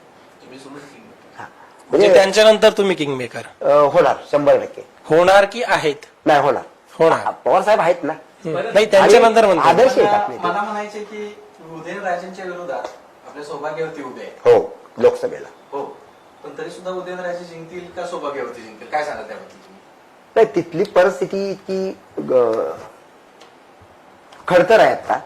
मला असं वाटतं की येणं केलं प्रकारेनं सगळे जर राष्ट्रवादी वाले एकत्र झाले तर राष्ट्रवादी जिंकेल. म्हणजे जे आहे ते उगाच असं खोट्या गोष्टी नाही मला बोलता येत, कारण तिथं आता त्यांचा अटीतटीचा सामना झालेला आहे. ओके, हा, आणि जर आम्ही काही मतं खातो तर नक्कीच ते राष्ट्रवादीला पूरक तिथं 100% होणार आहे. ओके, हा, पण ते लढत राष्ट्रवादी विरुद्ध उदयनराजे. म्हणजे उदयनराजे एकटे आहेत आता. तुम्ही आता म्हणत आम्ही काही मतं खातो, तुम्ही भाजपची मतं खाणार का? त्याचा अर्थ. कारण नाही, तिथं तिथं भाजपचं काही नाहीच आहे तिथं. कारण भाजपचं तिथं काहीच तुम्ही आता नाही. म्हणालात की आम्ही जर काही मतं खातो हा, तर ती भाजपची ते राष्ट्रवादीसाठी पूरक आहे. ती आमच्या तुम्ही भाजपची एक मतं मिनिट. खाणार का? जी पहिली गोष्ट आहे, एक तर जनता ही आहे ना, हे पक्षवाले म्हणतात की आमची तुमची, ही जनता आहे ना, ही कुणाचीच नाहीये. ही जनता फक्त जनता आहे आणि ह्या जनता एक स्वतंत्र पक्ष आहे. तो कुणाला कधी डोक्यावरती घेईल आणि कुणाला कधी पायाखाली ढकलून टाकेल हे आपण बोलू नये, कारण जनतेची ताकद फार मोठी आहे. बरं, मग मतं खाण्यासाठी उभा आहेत का तुम्ही? आपण विजयासाठी उभे आहोत, पण आज राष्ट्रवादीची जी मोठ बांधलेली आहे तिथं मी निवडून याला असं एक बोलणं योग्य वाटत नाही. वरळी जिथं येऊ शकतो मी. कसं? ते कसं ते जनता ठरवेल ना, तुम्ही कोण विचारणार? हे जर मी तुम्हाला मानून सांगू का? चला विचारावं लागेल ना, आम्ही जनतेसाठी विचारतोय ना. उद्या तुम्हाला चला की फिरा माझ्या बरोबर. जनताला यायला पाहिजे, जनता बघते ना. म्हणजे तुमच्यासोबत आमचा तिथं प्रतिनिधी जो रिस्पॉन्स असेल ना त्याच्यावर ठरतं ना, थोडंसं कळतं, अंदाज येतो. ठीक आहे. पण राजकारण हे राजकारण आपण- असतं. ठीक आहे, पण जसं ऐका हां. जसं मी म्हंटलो की राजकारणी होण्यासाठी तुम्हाला काही करायची आधी गरज नाही. तुम्ही राजकारणामध्ये राजकारणी म्हणून येऊ शकता. ओके, DSK आले होते नाही का, पण हे जे असतात ना ह्यांना ते माहिती असतं की बारक्या त्या पिल्लाला कसं गिळायचं. ते मोठे बसले आहेत आवाज आलं का लक्षामध्ये. पण मी असा बेडूक आहे की मला जर गिळलं ना तर यांचं पोट फाटल. तुम्ही आता म्हणालात की राजकारण असा विषय की राजकारणात काही करायची गरज नाही. आता तुम्ही म्हणालात हो, या आणि तुम्ही ऐका, लढा. माझा प्रश्न आहे. हा. तुम्ही जर विजयी झालात वरळीतून ते लोकांचे तुम्ही प्रश्न काही आहेत. करणार की काही नाही की फक्त राजकारण? नाही नाही, हे नाही. मी तेच बोललो होतो मगाशी की माझा आदर्श सावित्रीबाई फुले आहेत. त्या लोकांची जी प्रश्न आहेत ना ते मी बोललो ना की त्या जोरचा प्रश्न आहे तो आपण बसून मी सोडवणार आहे. बसून सगळ्यांचं एकमत झालं पाहिजे. आणि जर होत नसेल तर बाबा मग ते त्याआधी तुमची जिंकण्यासाठी काय रणनीती असणार आहे आदित्य ठाकरेंच्या विरोधात? रणनीती आता लोकांमध्येच जाणार. रणनीती काय? मग रणनीती असे ठरवायची आहे का की ते पैशाचा पाऊस पाडतील आणि मी पराजित होईल. पण लोकांनी पैसे 5 वर्षांसाठी विकत मतदान त्या माणसाला करायचं का तुमच्यातल्या सर्वसामान्य अभिजित बिचुकल्याला निवडून द्यायचं? हाच तर खरा एक प्रश्न महत्वाचा आहे. प्रश्न आणि त्या प्रश्न विचार आदित्य ठाकरे राज्यभर फिरतात, लोकांशी संवाद साधतात. तुम्ही मात्र अचानक राजकारणात आलात. अहो तुम्ही मूर्ख आहात का मॅडम? मी अचानक नाही आलो, आदित्य अचानक आला. 20 वर्ष म्हातारा झालो, केस टिकले माझे, आला का लक्षात? आणि ते मी राजांच्या विरोधामध्ये छत्रपती काय संबंध वरळीचा? महाराष्ट्र माझा आहे, कुणाच्या बापाचा नाही ना. वरळी काय टिपिकल कुणाच्या आहे का तसं सांगा मला, मी त्यांच्याकडनं काढून घेतो. मग अचानक येण्याचा प्रश्न म्हणजे बिग बॉस पासून तुमची ओळख आहे त्या भागामध्ये, म्हणजे संपूर्ण महाराष्ट्रामध्ये आहे. मला माझा प्रश्न आधी नीट ऐकून नव्हती घ्या. का? होती का? म्हणजे होती. मी बुरटा सुरटा आहे का? असं नाही म्हणायचं, आम्हाला या कार्यक्रमात तुम्ही वाईट आहे असं आम्हाला सिद्ध नाही करायचं. माझा प्रश्न अजून नीट ऐकून घ्या पुढे, की मला असं म्हणायचंय, मी आधी चमकत होतो, ओके, बिग बॉसनं प्रकाशमान केलं, संपला विषय. म्हणजे मी प्रश्न असा चमकतच होता, नव्हतो, संवाद मला होत- आईला मी का नाही, होतो, नाही, नाही, प्रकाशमान झालो, नाही. असं त्यांचा काय प्रश्न नव्हतं. असा होता की आदित्य ठाकरे हे जनतेशी संवाद करतात. काय संवाद? त्याला माती पीक काय माहितीये का? काय तरी उगच काय संवाद साधतो हा माणूस? काय तरी उगच मला बोलतो करू नका काय, आणि मी बोलतो झालो ना तर ते मग महाराष्ट्र पेटेल. बरं या बोला. मला पुढचा मुख्यमंत्री व्हायचा आहे, कोणाला? मला 2024चा. त्यामुळे दुमतच नाही माझं काय. बरं, काही मला करायचं म्हणायचं नाही. तुम्हाला मुख्यमंत्री व्हायचा एवढा आत्मविश्वास आहे तुम्हाला, मला सांगा, जर एखाद्या व्यक्तीला पुढे मुख्यमंत्री होणार एवढा जर आत्मविश्वास असेल तर मग तुम्हाला कुठल्या तरी पक्षातून आता ऑफर आले असेल, मला अपक्ष उमेदवार मला निवडून- कुणाच्या दारात जायचं नाही, पण आले असेल ना तुम्हाला. पण ते दिसेल ना येणाऱ्या काळामध्ये. पण येणाऱ्या काळामध्ये दिसेल, पण आले असेल. आता येणाऱ्या नाही, येणाऱ्या- नाही, तुम्ही येणाऱ्या काळात तुम्ही या सगळ्या प्रश्नाच्या पण- उत्तराला तुम्ही जम्पिंग मारू नका, इकडे उडी आणि तिकडे उडी. नाही मला सगळ्याला सांगा. खडतर आणि परखड बोलतो. येणारा काळ म्हणजे त्याच्यामध्ये मी येणाऱ्या सांगतो. काळात मध्ये फक्त 8 दिवस आहेत, तुम्ही कुठल्याही पक्षात नाही, तुम्ही आता कुठल्या पक्षात मग पक्षात पाहिजे कशाला? अरे माझा जनता पक्ष आहे यार. आणि तुम्ही म्हणताय येणाऱ्या काळात मी मुख्यमंत्री होईल, पण मला सांगा येणाऱ्या काळात मध्ये 5 वर्ष आहेत, 5 वर्षात तुम्ही नेमकं काय करणार असं जर तुम्ही ते लोक त्याच्या- तुम्हाला कळत नाहीये का रे? तुम्ही त्या तुमचा लोकांचे प्रश्न- प्रश्न ठीक आहे, ठीक आहे, ठीक आहे. नाही, नाही, नाही. नाही, लोक मला जे आता करतील- टिपिकल ज्या लोकांचे प्रश्न आहेत, मी तुमच्याकडे आलो, तुम्ही मला मगाशी पाणी दिलं, परत चहाचं चाललं होतं, मी म्हटलं मला चहा वगैरे नको, आपला कार्यक्रम करून घ्या, बरोबर. तसं मी ज्या वेळेला त्यांच्या बरोबर राहील विजेता आमदार म्हणून, त्यावेळेला त्यांचे प्रश्न जाणीवपूर्वक ऐकणं हे माझं आद्य कर्तव्य असेल. जे प्रश्न मला तिथंच सोडवता येतात तिथंच सोडवायचे, जागेवर बसून, बरं. ज्या इलाक्यात मी असेल तिथं, कारण तो मला संविधानाला अधिकार दिलेला असेल. त्याच्यासाठी जायचं नाही ह्याच्या घरात चला, त्या बंगल्यात चला, ह्या तुम्ही प्रश्न सोडवाल यात आमचं काही दुमत नाही, ते नक्कीच तुम्ही करा. मग ते पण आमचा प्रश्न लोकांना असा आहे कळू की दे, बोलले कोणत्या पक्षासोबत जा. ते बोलले, पत्रकार बोलले, मी सोडवीन, हे रेगाळत पडलेत. प्रत्येक विजयी उमेदवाराचं कामच आहे ते. पण तुम्ही कोणत्या पक्षासोबत जा किंवा भविष्यात तुम्हाला एखाद्या पक्षासोबत जाण्याची हा इच्छा हा आहे. हा प्रश्न बरोबर आहे. हा. मी त्या पक्षाबरोबर जाईन की माझ्या मतदारसंघानं माझ्यावर विश्वास ठेवून, म्हणजे वरळीनं उद्या जर मला निवडून दिलं तर तिथले प्रश्न जो मला सोडवणार आहे त्या पक्षात मी लगेच जाणार. नाही, नाही, पण एक समजा एक सध्याच्या कारण हे काय करतात, बोलवतात, ओके, आणि खेळवतात. म्हणजे तिकडं काय आता बोलायचं माहिती नाही, आहे तुम्हाला, आता स्वाभिमानी सध्याच्या शेतकरी घडामोडी- संघटना वगैरे काय काय झालं त्याच्यामध्ये. अभिजितजी, सध्या राज ठाकरेंवरती जी मध्यंतरी ईडीची नोटीस आली, त्याच्यानंतर राज ठाकरेच्या सध्या सभा होत आहे, कसं बघताय एका या सगळ्या राजकारणाकडे? नाही, मला असं वाटतं की त्यावेळेला मी बिग बॉसच्या हाऊसमध्ये होतो, त्यामुळे ते काय माहितीच नव्हतं. आपल्याला बाहेर आल्यावर कळलं, ते वाईट वाटलं खरं. कारण राज ठाकरे हे चांगले त्या ठिकाणी बिल्डर आहेत, चांगले नेते आहेत, नाही का. तुम्ही त्या माणसावरती ईडीची कारवाई करणं म्हणजे मला वाटतं बोधरेशनचं राजकारण होतं. कारण ते येतील पुढे जाऊन बोलतील लोकांपुढं, परत त्यांचा जर काही चाहता वर्ग जो आहे तो परत जागृत झाला तर एकेकाळी त्यांचे 13 आमदार होते, ती परिस्थिती परत होईल. म्हणजे अगदी 13 नसतील, पण आता एकच आमदार आहे, त्याचे पुढे 5-7 होतील, 8 होतील, हे यांना नकोच आहे सत्ताधीशांना. असं त्यांचं ते आहे, ते त्यांचं समीकरण आहे ना. हे म्हणणार मी राजीनामा देऊ का, मग ते येणार पाठीवरनं हात फिरवणार, मग परत मिल बाटके खायंगे. म्हणजे हे वेगळ्या पद्धतीचं एक राजकारण आहे. लोकशाही टिकली पाहिजे. मला वाटतं ती काँग्रेस राष्ट्रवादीच्या काळामध्ये लोकशाही टिकली होती. आता तुमच्या सर्वसामान्यांचे हाल झाले. मध्यंतरी जी काय म्हणतात त्याला, नोटबंदी हा जो विषय झाला, मला कळलंच नाही ब्लॅक मनी कुठे आहे, कुणाकडे सापडला. म्हणजे आमचेच पैसे आम्ही बँकेत टाकले तर आम्हाला विचारलं की आय कार्ड आणा, हे करा, ते करा. काही माणसं त्याच्यामध्ये मेली त्या उन्हाच्या तडाख्यामध्ये, कारण नोव्हेंबर होता तो, त्यावेळेला सगळं आपण बघत होतो. पण हे त्यावेळेला जी माणसं मेली तर गैर इरादतन हत्या असे गुन्हे सरकारवरती दाखल व्हायला पाहिजे होते. गैर इरादतन हत्या म्हणजे मला ऍक्च्युली आता अनइंटेन्शनल मर्डर हा शब्द आहे तो.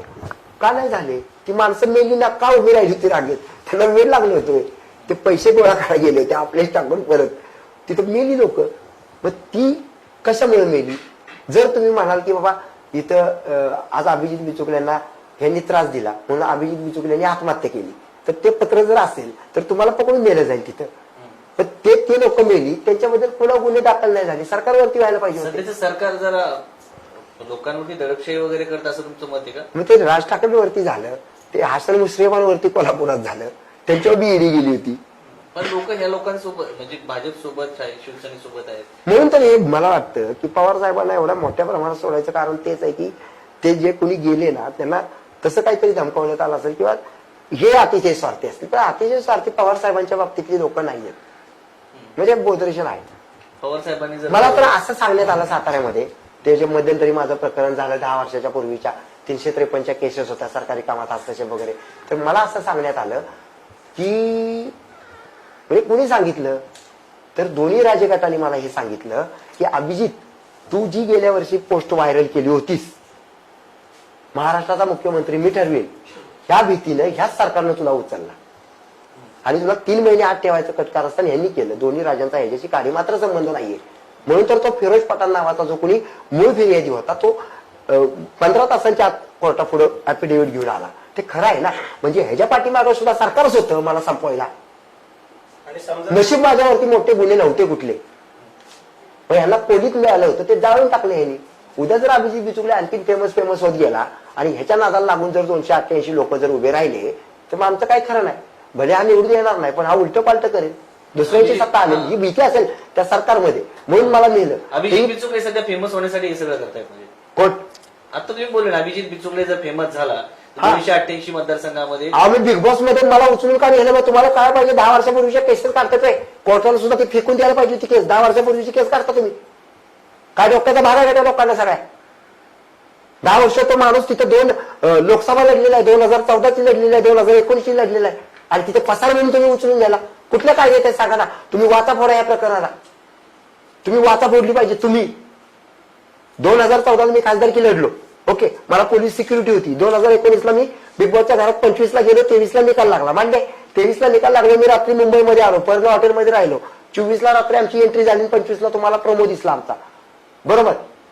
मग त्यावेळेला बिग बॉस मधनं मला उचलून नेलं, त्यावेळेला तिथं आरोप ठेवण्यात आले की हा माणूस 10 वर्ष पसार आहे. मग 2014 साली मी कुठे गेलो होतो? जे पसार आहेत म्हटले त्यांनी, त्यांच्या कोणाबरोबर मी पळून गेलो होतो का? बिग बॉसचा स्टंट वगैरे तर नव्हता. काय समजलं बिग बॉसचा? बिग बॉसचा स्टंट असता तर मला त्यांनी 2 दिवसात नेलं असतं. 37 दिवस माझे वाया गेले, माझी ट्रॉफी गेली, मान्य आहे ना? ट्रॉफी का नाही मला मिळाली तर परत त्यांनी मला पावला म्हणून ठेवला, कारण मला तारखाला जावं लागत होतं. हे कोणाचं कटकारस्थान आहे? पटलं? आता कटकारस्थान हा जो शब्द तुम्ही वापरला या ठिकाणी, मला असं विचारायचं असं आदर की तुम्ही आहे. निमशासकीय सेवेमध्ये होता हा. आणि शिवेंद्र सिंह राजे यांच्यासोबत तुमचे वाद झाले आणि शिवेंद्र सिंह राजेंनी त्यांनी नोकरीवरून काढून टाकलं होतं. ते समोरच झालं होतं प्रकरण. त्यांना आपण जे काही विरोधात आपण त्यांच्या ज्या कारवाई केल्या त्याच्यावरनं त्यांनी चोरी जाऊन आपल्या पोटावरती मारलं होतं, हे सत्यच आहे. पण हे बिग बॉस मधलं प्रकरण त्यांनीच कबूल केलं ना की फिरोज पठाण म्हणतोय की मला माझा सातारचा माणूस मोठा झाला पाहिजे, तो मूळ फिर्यादी. जर तो अफिडेव्हिट घेऊन फिरत होता तर मग मला अडकून कोण ठेवत होतं? शासकीय यंत्रणा ठेवत होती. मग शिवेंद्र सिंह राजे यांनी तुम्हाला निलंबित केलं नोकरीवरून, त्यासाठी तुम्ही त्यांच्या विरोधात उभा राहताय का? म्हणजे 2004 साली? नाही, त्यांनी आधी नाही केलं हो, ते आता 2011चं प्रकरण आहे. फार मी त्यांना शिव्या घातल्या होत्या इन फ्रंट ऑफ पीपल्स. हा, ते तुम्ही होतो असतं राजकारणामध्ये. व्यक्तिगत संबंध आहेत ते संबंध आहेतच, म्हणून तर तो फिरोज पठाण लगेच आला ना ऍफिडेव्हिट घेऊन. बरं, माझा एक शेवटचा प्रश्न. तुम्ही इतकी वर्ष आता म्हणजे तुमचा प्रश्न आहे का आपल्या टीमचा प्रश्न आहे? माझा टीमचा नाही, माझा तरी हा शेवटचा की म्हणजे नाही, असू द्या, इतकी वर्ष निवडणुकीत उभे राहताय साताऱ्यामधून, बऱ्याच प्रश्नांसमोर तुम्ही निवडणूक लढवताय, तिथल्या जनतेने अजून तुम्हाला स्वीकारलं नाही, तर मग काहीच म्हणत वरळीची जनता तुम्हाला का स्वीकारेल असं वाटतंय? जनतेनं स्वीकारलं नाही हा मुद्दा त्याच्या अनुरूप अनुषंगाने येत असतो. इथली जनता काय करेल ह्याच्याबद्दल त्या जनतेची ह्या जनतेची तुलना नाहीये आणि जनतेला आपण कधीही नावं ठेवणार नाही. हे आनंद बक्षींच्या एका वाक्यामध्ये आहे, क्या नेता क्या अभिनेता, ये सबको बनाई ये जनता, अलग लक्षामध्ये. त्यामुळे ह्यांना मी काही अपशब्द बोलावेत असं माझं नाहीये. अब्राहम लिंकन साहेबांना वयाच्या 69व्या वर्षी राष्ट्राध्यक्ष पद मिळतं, त्याच्या आधीच्या सगळ्या निवडणुका त्या हारतात. मग अब्राहम लिंकन एवढा मी आत्ता नामांकित नाही, त्याच वाटेवरती मी आहे का? आणि अब्राहम लिंकन वरळीकरण मला नका करू, कारण 69व्या वर्षी मला तुम्ही बघणार आहात का? आमदार खासदार आत्ता करा, आत्ता तुम्हाला दाखव तुम्ही तुमचा विकास कसा होत नाही, ते विकास झालाच पाहिजे. एक महत्वाचा सगळ्यात प्रश्न आहे. आता या अनिताने तुम्हाला प्रश्न विचारला, एका महिलेला तुम्ही मूर्ख म्हणता, कसं वाटतं? हे महिलेला म्हणलो, पत्रकार म्हणून ती माझ्यासमोर कोणी बसलेले. असो, एका व्यक्तीला तुम्ही मूर्ख म्हणून हो, बोलता. तुम्ही प्रश्न विचारताना नीट विचारा. झाशीची राणी जर स्वतःचं बाळ घेऊन इंग्रजांच्या विरोधात लढायला गेली होती तर ती कधीही मरू शकत होती, तिचं बाळही कधी मरू शकत होतं. जर या रणीदागिने आहेत तर ही महिला नाहीये, ही आपल्या समानतेची एक वर्तणूक आहे. मूर्ख म्हणणं ही समानतेची वर्तणूक. मग तुम्ही प्रश्न असे विचारू नका हो. मग मूर्ख म्हणतो मी. प्रश्न अतिशय साधा होता. नाही काही साधा नव्हता. तुम्ही आत्ता चमकलात. ही व्यक्ती जी मला काय बोलली ना, तुम्ही आत्ता उगवलात म्हटली, त्या व्यक्तीचं वय नाही इतका माझा राजकारणातला अनुभव आहे. जरी मी पडलो असलो तरी मी तेवढा लढलो. एक प्रश्न उपस्थित केला होता त्यांनी. अहो असं नाही होत. माझी मेंटॅलिटी आहे, त्याच मेंटॅलिटीचं मी राहणार ना. मग मी काय म्हणायचं, वा वा वा वा किती सुंदर प्रश्न. नाही हो, मूर्ख आहात का? मूर्ख ही शिवी वगैरे नाहीये. आपण म्हणतो शाळेमध्ये, मॅडम सुद्धा बारक्या पोराला म्हणतात, असं तो कळायला लागला की काय मूर्खा. तुम्ही आता म्हणालात त्यामुळे मी मूर्ख म्हटलो. त्यामुळे ती महिला आहे का, पुरुष आहे का, महाराणी आहे का, राजा आहे, मी मूर्ख माझी मेंटॅलिटी आहे. महिलांना मूर्ख म्हटलो नाही मी. जी व्यक्ती मला अर्धा प्रश्न विचारेल ती महिला मुलगी असेल, ती मूर्खच आहे, ती मूर्खच आहे. मला प्रश्न विचारताना नीट प्रश्न विचारायचे. मग ते प्रश्न, एक मिनिट, ते प्रश्न मला विचारताना नरेंद्र मोदी म्हणून पत्रकार माझ्या पुढे बसले तरी त्यांनी मला प्रश्न नीट विचारायचा. नाहीतर माझं हे आहे की मला संविधानाने अधिकार दिलाय, how I am going to express. माझी स्टाईल ही माझी स्टाईल नाही, स्टाईलिश स्टाईल. कॉपी पेस्ट कुठली, कोण आहे कॉपी, कोण आहे कॉपी? माझ्या आईच्या गर्भात मी असं आलोय. छत्रपती शिवाजी महाराज जसे जिजाऊच्या गर्भात होते तसा मी आलो. आलं का लक्षात? उदयनराजे सुद्धा एवढे ऍटिट्यूड वाले नाहीत. मला ऍटिट्यूड आहे माझ्या जनतेसाठी. माझ्या रक्तात आहे ना बाबासाहेब आहे आणि डोक्यामध्ये माझ्या छत्रपती शिवाजी महाराज. ह्याच्या विधानावरती जर ट्रोल कोणी केलं तर त्या ट्रोलर्सला म्हणेन, तुमच्या आईला विचारा, तुम्ही एकाच बापाच्या अवलाद आहात का ट्रोलर्स? छत्रपती शिवाजी महाराज तेवढे संतापी नव्हते. संतापी नाही, वैचारिक आहे मी. तुम्ही काही विचारून तुमचं ऐकून घ्यायला मी जन्माला नाही आलो ना. महिलेला हा कुठली महिला करू नका. मला प्रश्न विचारताना जर तुम्ही चुकला तर विद्यार्थ्याला सुद्धा बाई म्हणतात, ए मूर्खा. माझ्या बाळाला सुद्धा मी मूर्ख म्हणतो. माझ्या सहकार्याला मी मूर्ख म्हटलो. यात काय बोललो? मला एक सांगायचंय, एक मिनिट. बिग बॉस मध्ये आम्ही खेळत होतो. बिग बॉस मध्ये आम्ही 14, 15, 16 जण खेळत होतो. आतमधले संबंध तुमच्याशी घेणे देणे होते का? नव्हते. आमची आत टोकाची भांडणं झाली, आमचं आम्ही निस्तरू. त्या शोच्या बाहेर जे काही झालं त्याला मूर्खपणाच म्हणायला पाहिजे ना. तो शो होता. एक मिनिट, तो शो बाहेरच्या लोकांनी जे काय केलं त्याला मूर्खपणाच म्हणायला पाहिजे का नाही? हो की नाही? त्या प्रश्नाचं तुम्ही उत्तर द्या. माझा प्रश्न आता तो प्रश्न वेगळा बिलकुल नाही. आहे. तो प्रश्न वेगळा नाही. तुम्हाला प्रश्न कुठली महिला विचारतो. मग त्या पत्रकाराला चौथा स्तंभ आहे आणि चौथा असू दे, पाचवा असू दे, मला प्रश्न नीट विचारायचा. सरळ प्रश्न आहे. आदित्य ठाकरेंच्या विरोधात तुम्ही उभे चमकायला आलात का म्हणून? अरे मी ऑलरेडी चमकत होतो. मी आलो म्हणून हा मतदार संघ चमकला.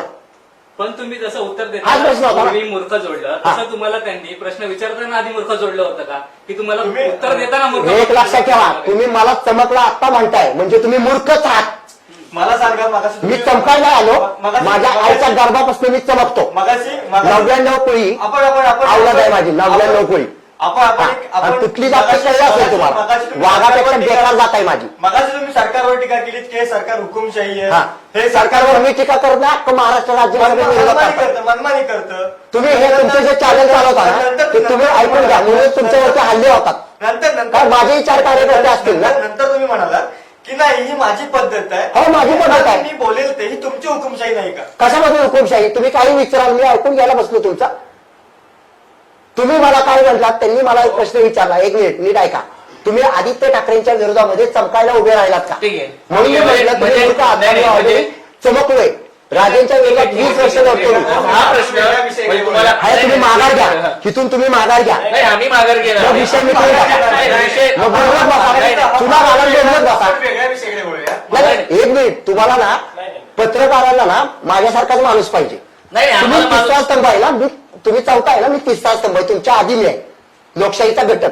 आणि माझे दाते अन्नदाते किंवा माझे रसिक प्रेक्षक ठरवतील मी कोण आहे ते. प्रेक्षक पाहतायत पाहू दे रे, पाहू दे, कुठले 4 स्तंभ? पाहू दे ना. प्रेक्षक पाहतील आणि जनता प्रेक्षक स्तंभ आहे ठरवतील. महत्वाची. प्रेक्षक लोकशाहीला. ठरवतील. नाही, नाही. प्रेक्षक हे ठरवतील. फालतू प्रश्न विचारूच नका तुम्ही. तुम्हाला माहिती आहे का तुमचं नॉलेज काय आहे? तुमचं नॉलेज काय आहे? तुमची हो जे लोकशाहीमधले 4 स्तंभ आहेत त्याची उत्तर द्यायला मी नाही आलो. मी उत्तर द्यायला आलो, एक तर कंटाळलोय, एक तर मला यायची इच्छा नव्हती तुमच्याकडे. एक मिनिट दोषा. एवढे मोठमोठे चॅनल माझी मुलाखत घेतात, त्यातून मी इथपर्यंत आलो. तिथे मी मला तुम्ही एक मिनिट तुम्ही भडकवताय, मला भडकवू एक नका. मिनिट सगळ्यात शांत. तुम्ही महिलेचा मुद्दा काढून जो आता विषय केलात ना, मस्त चाललं होतं ना आपलं. तुम्ही काही बोलताय, काही बोलताय आपण तुम्ही. आपण वेगळ्या विषयाकडे शरद पवारांनी महिला धोरण आणलं. सध्या शरद पवारांनी महिला धोरण आणल्यानंतर अजूनही महिलांना तितकीशी म्हणजे सरपंच जरी महिला असेल तर तिचा कारभार कोण करतं? तिचा पती करतो. तिचा पती करतो. महिलांना समान अधिकार मिळावेत असं वाटत नाही? 100% वाटतं. पण त्या महिलांनी सुद्धा येऊन स्वतः ते बघायला पाहिजे. तुम्ही ज्या वेळेला वर्गामध्ये एखादा पेपर द्यायला जाता तेव्हा स्वतः तुम्ही अभ्यास करता. जेव्हा तुम्ही पदाधिकारी होता तेव्हा तुम्ही जा ना तिथे. तुम्ही जात नसाल, तुमचे पती जातात, तुमचे दीर जातात, ते त्या चुकतात ना. महिलांनी स्वतः जाऊन बघायला पाहिजे. जे जमत नसेल ते त्यांनी सांगायचं की बाबा हे मला आता जमत नाही, साथीला या. तुम्ही माझ्या मगाच्या प्रश्नाचं त्यात उत्तर नाही दिलं. पुरुष कुठे? माझा मगाचा प्रश्न आपण अर्धवट ठेवलात की आपण लोकशाहीच्या 4 स्तंभांबद्दल बोलत होतो. 4 हा स्तंभ मूळ प्रश्न बोलायला मी इथं आलो नाहीये. मूळ मुद्दा आहे आपला वरळी मतदारसंघ बोला, सातारा मतदारसंघ बोला. हा सगळं माहित होतं आम्हाला. मतदार व्यवस्था आणि पत्रकारिता, तुम्ही मगाशी लोकशाहीचा मुद्दा मांडलात. लोकशाही हुकुमशाही नोकरशाहा, न्याय व्यवस्था, हे आमचं लोकशाही आणि पत्रकारिता. ओके, 4था सिंह कुठे माग आहे आणि इथं हे सगळा सिंह एकच बसलेला आहे. जाऊया. आज जागतिक बालिका दिन आहे. हाय, एक त्याविषयी तुमचं एक- तुमचं काय मत आहे? विषयच नाही यार. तिच्या पोटातनच मी जन्माला आलो ना. हा. काय मत आहे तिच्याबद्दल? पण ती चुकली असेल तर तिला रागवायला पाहिजे. मग आई सुद्धा चुकली असेल म्हणजे कृतीनं करण्याच्या बाबतीत जे केलं ती चूक होती माझ्या नजरेमध्ये. एक महत्वाचा मुद्दा. बरोबर ना, मातेबद्दल बोललो ना. मातेबद्दल. सांगला काय कविता पण ही फक्त आम्हाला- मातेपुरतीच नाही, नाही, मर्यादा एक मिनिट, आपली, एक मिनिट, हा. परस्त्री जी असेल तिच्यासोबत संबंधित असं काही. तेच ना, म्हणजे तिच्याबद्दल आम्हाला- काही आपण वाईट बोलणं अभिजितजी, का बोलायचं? अभिजितजी, का बोलायचं? अभिजितजी, लोकांसमोर. अभिजितजी. का बोलायचं? योग्य आहे. कधी बोललो? तुम्ही मूर्ख जर बोलला. अरे मूर्खच आहे तुम्ही, मूर्ख शिवी नाहीये रे. वर्गामध्ये 1 मिनिट माझं छोटं बाळ आहे, बरोबर, माझं बोलतो तर त्याला मी कित्येक वेळा बोलतो अरे अहो, मूर्ख, बाळ, हा, एक मिनिटाचं बाळ. हा. मूर्ख तुम्हाला शिबिरामध्ये प्रश्न जाणार नाही. विचारणं, एक तुम्ही मिनिट, तुमच्या चुकीचा- शब्द 4 वेळा सांगितलं. मी तुम्हाला तेच अभिजितजी, सांगतो. तुम्ही 4 वेळा सांगितलं की मूर्खच मी म्हणला. झाल्यानंतर तुम्ही- मी 288 मतदारसंघामध्ये उभे करेल. हा का प्रकार आहे? तुम्ही तुम्हाला नालायकपणा करताय तुम्ही माझ्याशी बोलताना. नालायकपणा करू हा, नका. नालायकपणा नाही, अभिजित. तुम्ही नालायकपणा बोलताय माझ्याशी बोलताना. मी फेमस झाल्यावरती 288 जागा लढणार नव्हतो. पण मी जेव्हा पुढे जातो हा नालायकपणा नाही. हो नालायकपणा आहे तुम्ही. हा नालायकपणा नाही. नालायकपणा आहे स्टंट तुम्ही. पाहिजे मग. कुणाची? मग तुम्ही स्टंट करताय मला इथे बोलून. स्टंट पाहिजे. तुम्ही मूर्खच आहात सगळे. आता तुम्ही सगळे मूर्ख आहात. पण लोकांचे आणि प्रश्न ज्याने मला ह्या मित्राला आणला ना हा मूर्ख आहे. मूर्ख माणसांमध्ये तुम्हाला आणलंच. बरं, मी काय- बघतात ना सगळे या ते जनतेचे प्रश्न बघतील. आपल्याला माहिती मला नाही. सांगा, आमचे तुम्हाला दर्शक म्हणतायत की हे जे काही आपण हा. केलेलं आहे ते सगळं पेड न्यूज वालं आहे. आम्ही तुम्हाला पैसे देऊन बोलवले मग आम्ही मूर्ख आहोत आणि सगळे आता पाहणारी हे कुणी कुणाला पैसे बिशे दिले आमच्या कॉमेंट्स मध्ये तुम्ही पाहू शकता. काय मूर्ख माणसं आहेत मग ती? असं म्हटलं जातं. अरे या ते पण बिचाऱ्याने- मूर्ख. हो मग पैसे दिले तुम्हाला नाही, तुम्हाला पैसे दिले? नाही, पण तुम्ही तुमचे शब्द जे आहेत मी तुम्हाला comment जनतेसमोर बोलताना मी बोलतो आता की हे जे कोणी सगळे पत्रकार बांधव आहेत ना यांनी मला विनंती करून इथं आणलेलं आहे. यांनी मला पैसे वगैरे काही दिलेले नाहीत आणि आमच्या का दर्शकाची देतील? कॉमेंट होती तशी म्हणून नाही मला- असं नाही. हे जे बोलतायत हे वादसंवाद सुसंवाद जे चालले ते आमचे खरेखुरे आहेत. हे काही स्क्रिप्टेड नाही. हे त्या जनतेला सांगेल. पण तुम्ही बघत असाल तर ती आनंदाची बाब आहे. आम्ही आमच्या खुर्च्यांवरून उठल्यानंतर आमचे वादविवाद जाऊ मिटले. द्या. एक साधा सरळ प्रश्न आहे. अभिजित बिचकुले बिचकुले नाही बिचुकले हा, हे माझ्या बिचुकले. गावाचं नाव आहे. अच्छा. माझ्या ह्या नावाबद्दल जर तुम्ही टर उडवली तर अख्खं गाव त्यांच्या बरं जाऊ द्या. उडवीन. एक दुसरं गाव सर्वसामान्य अख्खं उडवीन त्यांच्या सर्वसामान्य माणूस म्हणून तुम्ही कोणाची सत्ता बघतायत विधानसभेत? म्हणजे कुणाची म्हणजे कळलं नाही. तुम्हाला काय पक्ष- वाटतं? कुठल्या हा, पक्षाची? हा, काय वाटतं तुम्हाला? आपण कुठल्या पक्षाचं नाव न घेणं बरं. नाही, अंदाज तुमचा एक अंदाज. तुम्ही अंदाज फिरताय, म्हणजे तुम्हाला मला- कळतंय, तुम्ही लोकांमध्ये जातायत. नाही कुणाच्या द्विधा जनतेचा मनस्थिती आहे आता जनतेची. कारण जे इलेक्शन लागलं ना ते तुम्ही बघा की निवडणुकीचा कार्यक्रम जाहीर झाला आणि चौथ्या दिवशी अर्ज भरायला आणले. अर्ज भरताना सुद्धा मध्ये 3 सुट्ट्या लावल्या. म्हणजे 7 दिवस दिले तुम्हाला, त्यातले 4 दिवस अर्ज भरायचे होते. तो शेवटचा अमावस्याचा दिवस होता, त्या दिवशी लोकांनी अर्ज भरलेले आहेत. राहिले 3 दिवस. मोठमोठ्या पक्षांना सुद्धा कळलं नाही की एबी फॉर्म कोणाला द्यायचा. म्हणजे जी यंत्रणा होती ना ती डायरेक्ट तुमच्या अंगावरती आली आणि त्याच्यामध्ये सगळ्यांची गळचेपी झालेली आहे. आत्ता मोसम असा आहे की नवरात्रीचा उत्सव संपलेला आहे. जे भक्तजन होते ते त्या मूडमध्ये होते की उपवास, भक्ती, अर्चना वगैरे. आणि आत्ता लगेच असा गोंधळ झालेला आहे की दिवाळी तोंडावरती आहे. आपला होतकरू समाज जो आहे ना तो आपल्या कुटुंबासाठी दिवाळी कशी साजरी करावी तिकडे पळतोय. त्यांना माहित सुद्धा नाही इलेक्शन आहे म्हणून. मग हे यंत्रणेचं असं चाललेलं आहे की ज्यांना ते माहिती आहे इलेक्शन त्यांनी यायचं, पटकन बटन दाबायचं आणि परत सत्तेवरती यायचं. सर्वसामान्यांना हा कार्यक्रम कळत नाही. आता बघितलं किती दांगड झाली. ईव्हीएमच्या बद्दल तुझं काय मत आहे वैयक्तिक स्वरूपामध्ये? ते त्याच्यावर आरोप होत आहेत. सासरता आहे. मी ऍक्च्युली सांगतो, मी डेट सह सांगेन. मला वाटतंय डेट सह आचारसंहिता लागायच्या 4 दिवस आधी मी दिल्लीमध्ये बाय हँड लेटर दिले. म्हणजे मी आता ते नाहीये माझ्याकडे. त्यांचा सही शिक्का मी घेतला, त्यांची तिथं बोलणी केली. तर ते बोलले की अहो हे तर बोलले की निवडणूक आयोग भारताचे जे आहेत त्यांनी सांगितलं की नाही ईव्हीएमनच होणार राज्याची तुमच्या निवडणूक. मग तुम्ही कशाला दिल्लीला आलात? तर मी खास ते पत्र हस्ताक्षरामध्ये घेऊन गेलो होतो की ईव्हीएम मशीननं घेऊ नका, तुम्ही पूर्वीसारखं बॅलेट पेपर मतपत्रिकांवरती घ्या. हे फार फार फार महत्वाची गोष्ट आहे. लक्षात ठेवा, त्याच्यामध्ये गडबड होते. आपला जो मोबाईल आहे ना तो 2 मिनिटात आपल्याला दाखवा देतोय.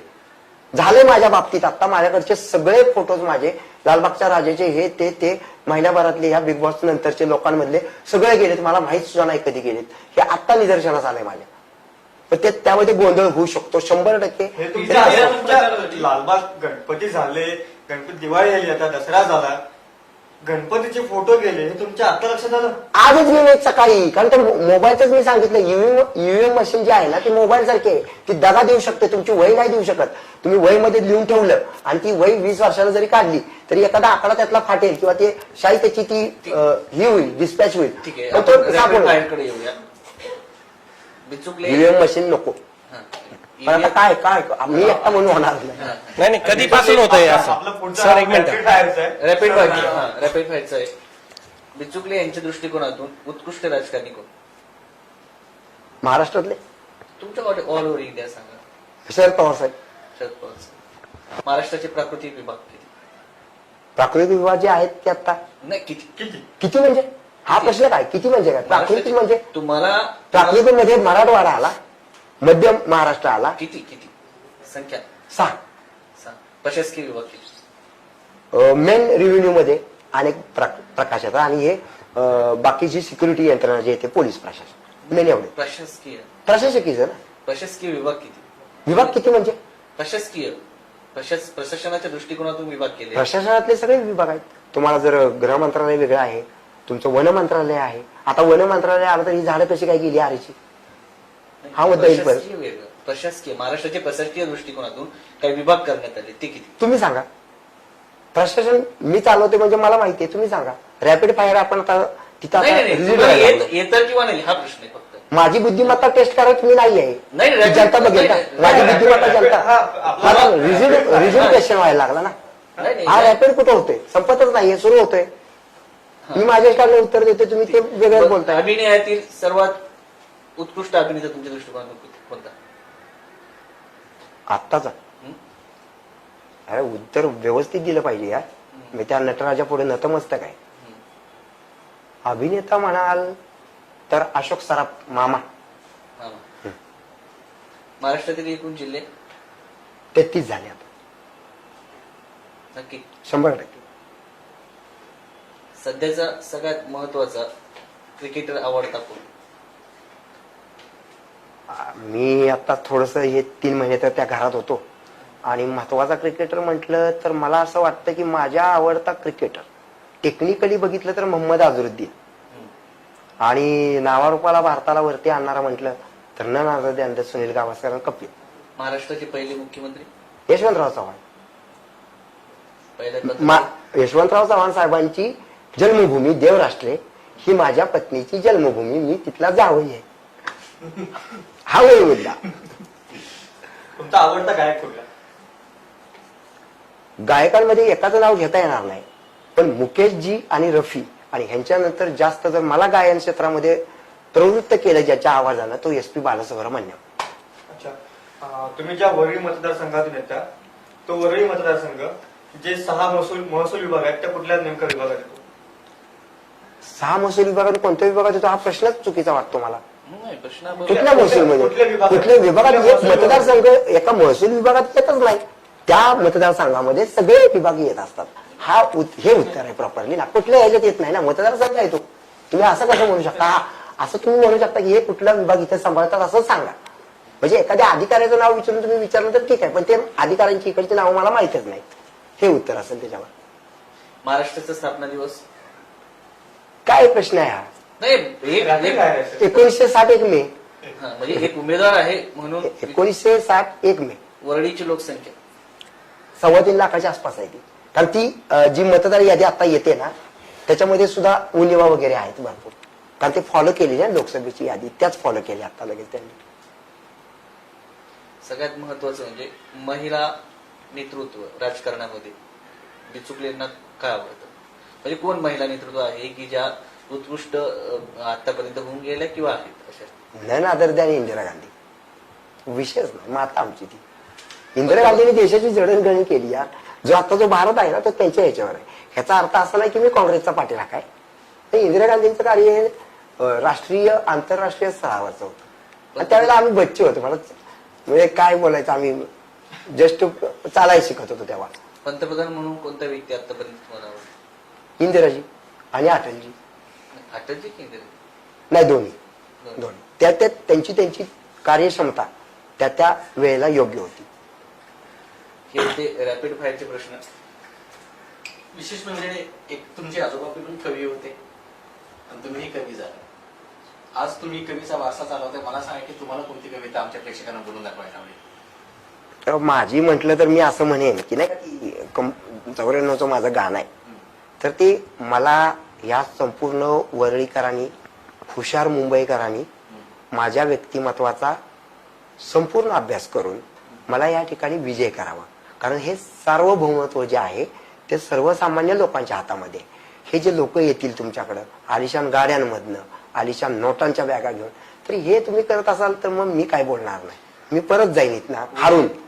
म्हणून त्यांना ती कविता बोलतो की मला ती सत्ता सुंदरी द्या आणि त्या सत्ता सुंदरीचा मी उपयोग त्या अल्लादिनेच्या चिराग सारखा तुमच्या विकासासाठी करेन. मग त्या सत्ता सुंदरीसाठी माझं गाणं असं आहे की तिच्या विना मला आता करमत नाही, कोणीतरी सांगा मी करू तरी काय, मी तिच्यावरी प्रेम करीतो पर बोलायला हे मी भीतो. रोज रोज ती रस्त्यावर दिसते, पाहुणी माझ्याकडे गाली हसते. जर कधी मी हे बोलायचे ठरवितो, पर तिच्याकडे फक्त पाहत राहतो.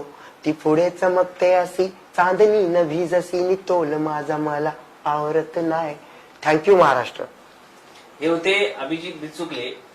निवडणुकीचा हंगाम सुरू आहे. हौशे नवशे गवशे असं जसं यात्रेमध्ये सहभागी होतात, असे सगळेचे सगळे निवडणुकीच्या या महाउत्सवात सहभागी झाले आहेत. आता ते स्वतः सांगतायत की हा स्टंट नाही, मात्र तुम्हाला सगळ्या प्रेक्षकांना कळालं असेल. आणि त्यांची भाषा, लोकशाहीचा चौथा स्तंभ, एका उमेदवारानं शांत मितभाषी जे काय असायला काय गरज नाही, गरज नाही. हा, ते गरज नाही. त्यांच्या मते नसायला हवं. काय उमेदवारांना दाखवायचं जे काय असतात असे उमेदवार पाहिजेत का तुम्हाला? संसदेचे कित्येक लोकांचे खून केले हे सांगू मी तुम्हाला. मी तसा नाहीये. माझ्या पोटात ते माझ्या ओटात. कित्येक राजकीय नेत्यांनी त्यांना लढलेल्या माणसांचे खून केलेत. एकाचं नाव निळू फुलेंसारखे नाहीये आम्ही, निळू फुलेंसारखे नाही आम्ही, बच्चन सारखे आहे. हे तुम्हाला बाप का घर नाही. लगेच सांगू, जर तुला माझ्या समोर बसून द्यायचं नसेल ना तर तुझ्या खुर्चीवर लाग मेरे सामने. लोकशाही आहे का? ही लोकशाही नाहीये. ही टोकशाही नाही मग. नाही, हे पोटात ते होतात ना. तुला बस मारायचं खुर्चीवर, तुला चहा पाजायचा आणि मग ते निळू फुलेंसारखं संपवायला. असं नको ना. लोकशाही मला उलट अशा पद्धतीने जर तुमची इच्छा आहे त्याला स्पष्ट शब्दाने पण सांगू शकता ना, बाबा तुझं आणि माझं लोकशाही पद्धत- शासनाने चालते, लोकशाही शासनाने चालते, लोकशाही विचार आहे. इथं एक मिनिट, इथं आपण एकमेकांचे विरोध नाही ना, इथं जे चाललंय हा एक मंच आहे आपला, आणि तिथे वाद संवाद विसंवाद होत नाही, राहतात. अगदी बरोबर आहे, अगदी बरोबर आहे. बघितलं ना, हिंदी चॅनलवरती. मुद्दा तुमचा बरोबर आहे, मुद्दा तुमचा अगदी बरोबर आहे. तुम्ही लोकशाही निवडणूक लढवताय, मगाशी लोकशाहीचा पण लोकांनी ठरवायचं ना ते आता काय मगाशी करायचं ते. लोकशाहीचा सुद्धा मुद्दा म्हणलात, पण नंतर तुम्ही म्हणताय मी लात मारणार, नंतर म्हणताय तुला लाथ मारणार म्हणजे मी. नंतर तुम्ही म्हणताय की नाही, असं काय काय करायचं? नाही, नाही, नाही, उदाहरण- नाही, नाही, नाही, हे बघा, काय बोलताय ते? काय बोलताय ते? एक उदाहरण. मी उदाहरण तुम्हाला दिलं. अभिजित, माझ्या समोर जर प्राण उभा राहिला तर मी अमिताभ बच्चन आहे. एक मिनिट कम्प्लीट. तुम्ही आता- माझ्या समोर जर प्राण उभा अहो तुम्ही ऐकून घ्या. मी अजूनही सांगतो बच्चन साहेबांना समर्पित माझा विचार. जर माझ्या समोर प्राण उभा असेल, हा प्राण असेल आणि मी बच्चनच आहे रियालिटी मधला, तर मी याला माझ्या समोर बसताना सांगणार बसू नको माझ्या समोर जंजीर मधल्यासारखा. पण माझ्या मनात पाप नसणार, कारण त्या चित्रपटामध्ये तेच दाखवल्यानंतर त्यांच्या दोघांची मैत्री झाली. पहिल्यांदा त्याला बसून दिलं नाही प्राण साहेबांना, बच्चन साहेबांनी, आणि नंतर त्यांच्यात मैत्री झाली, आणि यारी हे इमान मेहरा हे गाणं सुपर डुपर हिट झालं. असा मी रियालिटी मध्ये जगतो. मॅडीची माझी मैत्री गाजली ना. तुम्हाला एक निवडणूक मिनिट. म्हणजे एक पिक्चर वाटतो का की अरे निवडणुकीचा याचा काय संबंध आहे? तुम्ही काय हे मूर्ख आहे. बिग बॉस हे लोकं मूर्ख आहेत. हे प्रमुख लोक आहेत. बिग बॉस अरे निवडणुकीमध्ये जमताय. महाराष्ट्राचे जिल्हे माहिती नाहीये की कोण म्हणलं असं? लोकांनी निवडून द्यावं हे हा देखील लोकांना काही हे आवडतं. असं कोणी काय तो कोणी गेला? तू काय लोकांचा सगळ्यांचा बाप आहेस का? तुम्ही तू बाप बोलत नाही. मी लोकांच्या दारामध्ये चाललोय. बाप नाहीये. मग तुम्ही कसं बोलता? लोकांना काय आवडतं ते ठरवायचं नाही. लोकांना काय आवडतं ते ठरवायचं नाही. अभिजित, लोकांना काय आवडेल ना लोकांनी ठरवायचं. एक मिनिट. लोकांना एक मिनिट. तुम्ही हो, बाप आता म्हणजे बापचे बाप आहेत का? तुम्ही बाप आहात का? तुम्ही लोकांचे बाप नाही. तुम्ही लोकांचे बाप आहात का? ही लोकशाही अरे आहे. लोकांनी मोदींना मोठं केलं. लोक पत्रकाराचा मोठा काढला. मूर्ख मला बसतो. मी पत्रकाराचा मोठा काढला. ते लोकांना वगैरे बोलला. लोकांची भाषा तुम्ही बोलू नका. वेगळ्या विषयाकडे जाऊ, आपण वेगळ्या विषयाकडे जाऊ. तुम्ही मूर्ख बोलू नका. आजचे धंदे तुम्ही करू नका. आधी तुम्ही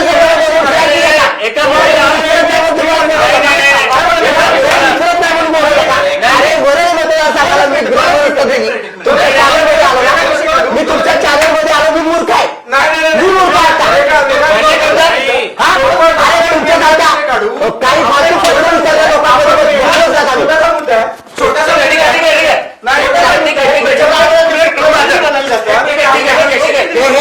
माझ्यासाठी साऊंड प्रूफ आहे. हे घ्या तुम्हाला. तुम्हाला या राज्यातले जिल्हे माहिती नाही. वेगळ्या विषयाकडे जाऊ. राज्यातले काही जिल्हे गरज नाही, काही गरज नाही. काही गरज नाही. जाऊ दे, तुम्ही जाऊ दे. आपण वेगळ्या विषयाकडे जाऊ. यासाठी मला बोलवलं. माझं नाव आहे विश्वास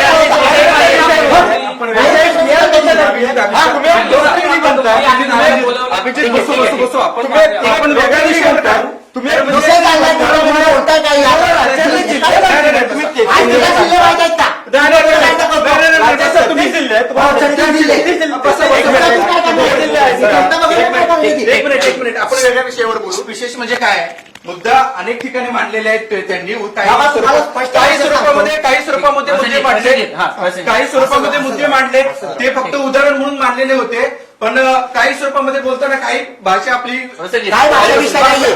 मला जर चुकीचा प्रश्न आला तर तो मूर्खपणेचा आहे. मी असं मांडणार, कारण मला एक्सप्रेस व्हायचा अधिकार आहे. तुम्हाला जसं लोकशाही विषय तुम्हाला दिलेला आहे. संपला विषय. लोकशाही त्याच्यामध्ये वादावादी करायची गरज नाही. तू काय तू स्वतः निखिल रागायचं बसतोस का? म्हणजे मान वगैरे हलवू नको. साहेब असतात तर ते खूप चांगले बोलले. निखिल वागळे ग्रेट वागळे. एक मिनिट.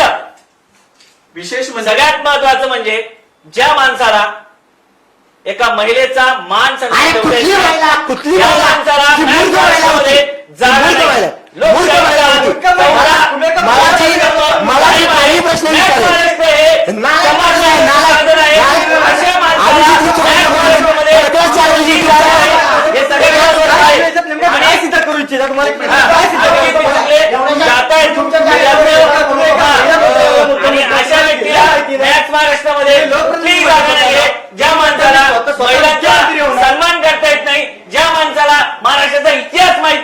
भूगोल माहिती नाही असा माणूस जर स्टंटबाजी करत असेल तर मॅक्स महाराष्ट्राच्या अशा माणसाला कुठेही जागा नाही, थारा नाही.